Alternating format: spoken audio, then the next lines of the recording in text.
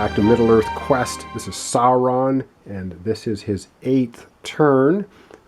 He got beaten up by Eleanor last time. Argalad even messed up, beating up Mouth of Sauron a little bit, but did not succeed. So now it is Sauron's turn, and beginning of the Sauron turn is we have the Hero Rally Step. And we're just going to go up here. It means all of the influence tokens on the space of the hero are going to be removed. So in the Iron Hills, 1 influence comes off. And actually in Argalad's location, which is the Forest Road, all 3 of these influence are removed, which cuts the supply chain to Lake Esgaroth. So that's going to go down to 1. But everything else is still connected. Wow, so Argalad does some more good. So that is the Hero Rally Step. Next we have the Story Step. So we'll go up here. Of course, the Hero's token moves 2 spaces. And now Sauron has 2 plots. One which moves the ring 2 spaces.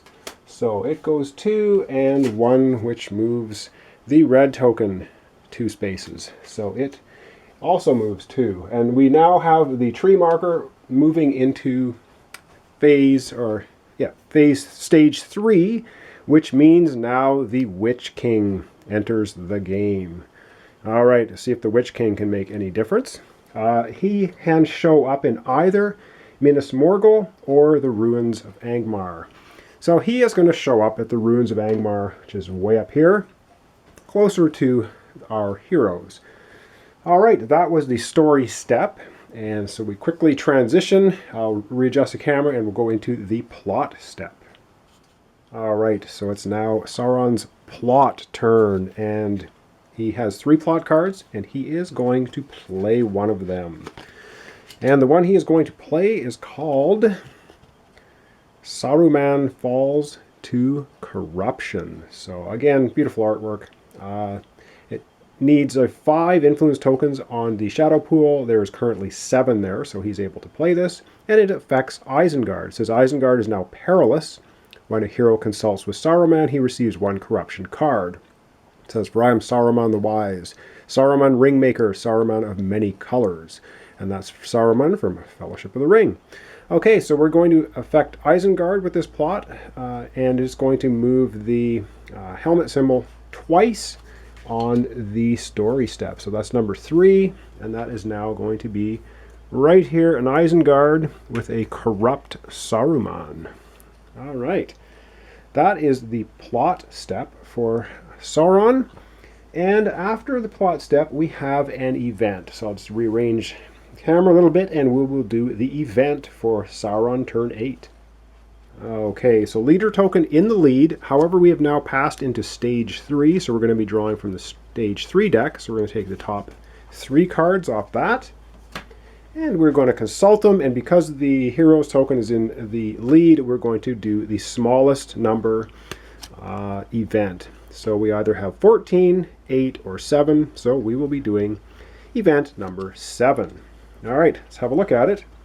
And it is Gandalf Stormcrow. It says, you have ever been a herald of woe. Troubles follow you like crows, and ever oftener the worse. Theoden from 2 Towers. Says, affects the plains of Rohan.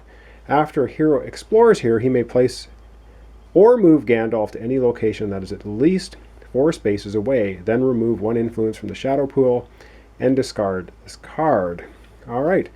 So after hero explores, he can place or move Gandalf to any location that is at least 4 spaces. All right, so Gandalf is going to show up at the plains of Rohan, and we get a favor at the Ruins of Angmar with the Witch King.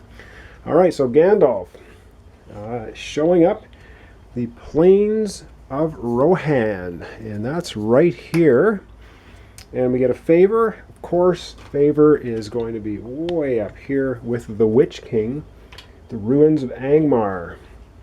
All right, so basically what this means is someone that explores here can place Gandalf to any location at least 4 spaces away, then remove an influence from the shadow pool and discard the card. Well, which means you basically get to consult with Gandalf twice. So you can consult with him, get his benefits, which is either 2 favor, gain a wisdom, and then he gets to move 4 spaces away. So that's a pretty decent card for our heroes.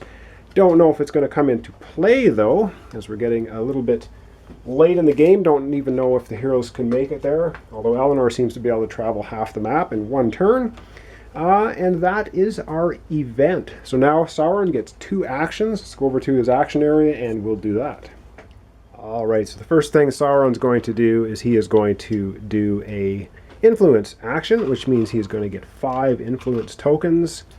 And 2 of them he can put in a shadow pool, and he will do that, making the shadow pool now up to a total of 9, because we are now in stage 3. He can put tokens there. He has 3 more tokens left, and he is going to go way up here, and he's going to start putting them in places that might do him some good. He'll do it in the Northern Waste.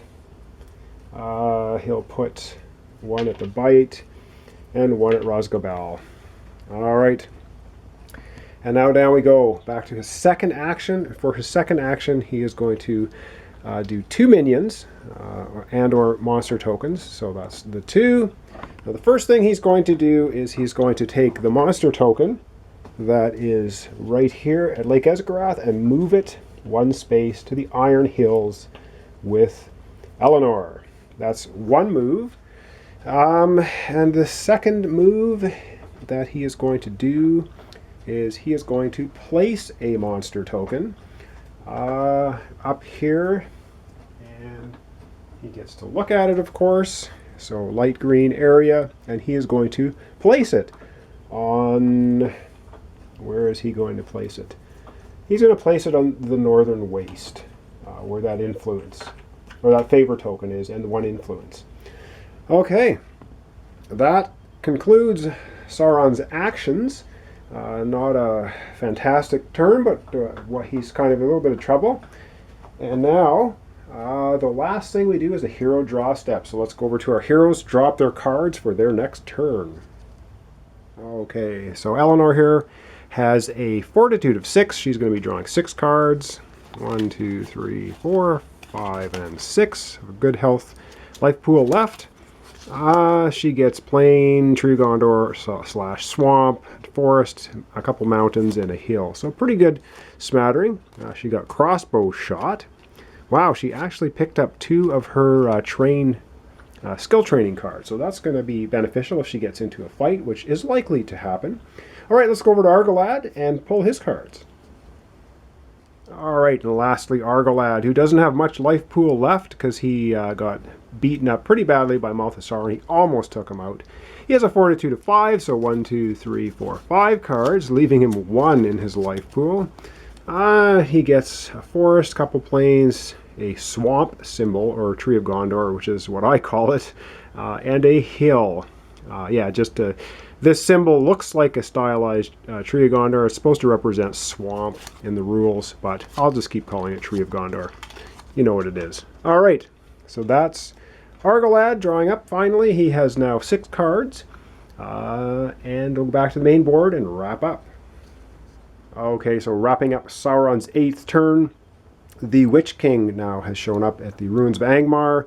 We have another plot out in Isengard, and lots of influence on the board, lots of monster tokens now. I think there's 4 or 5 of them out there anyway. All right, thanks for watching. Thanks for subscribing. Join me next time when we get to the hero of the game, Eleanor, and she'll be taking her 8th turn and probably doing some wondrous things. All right, thanks for watching.